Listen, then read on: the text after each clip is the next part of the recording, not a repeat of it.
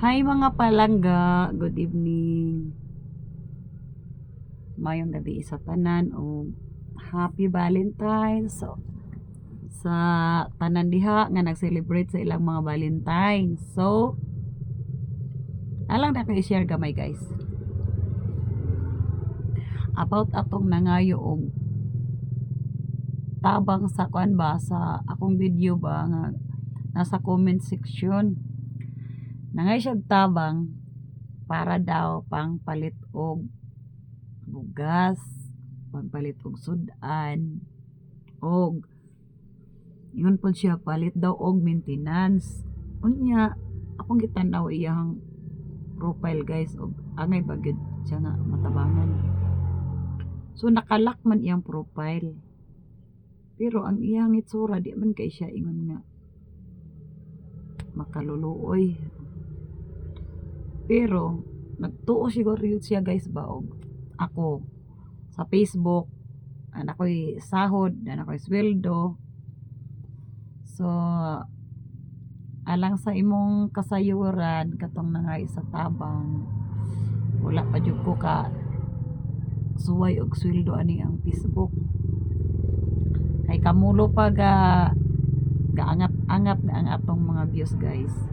So sa pagkakaron dili sa jud ko maka-promise ana og hatag og tabang, kay wala pa man ta nakapanukad yun ay ang Facebook guys sa ato ang pag vlogger pag reels.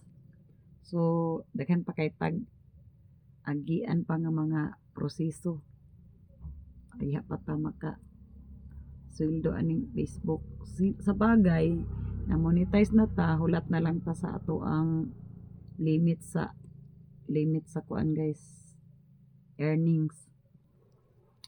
So sa nangayo og kuan diha, tabang diha, pasensya sa gyud idol.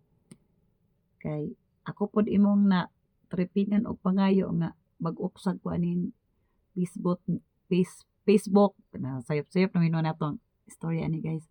Mag-upsag ko ani ni Facebook ni angat-angat ang mga views. So malay nato puhon og kaluy-an ta. Ako kaluy-an ko puhon guys.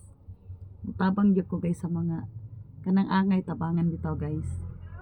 Kay mas kuan man sad tong makatabang punta sa atong isig ka tawo, sa atong kinasing-kasing nga pagtabang bisan ginagmay guys basta kay kanunay.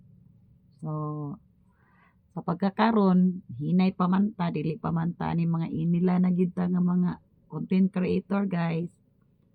So malay nato puhon makahatag data og ginagmay sa atong mga followers nga nanginahanglan pod.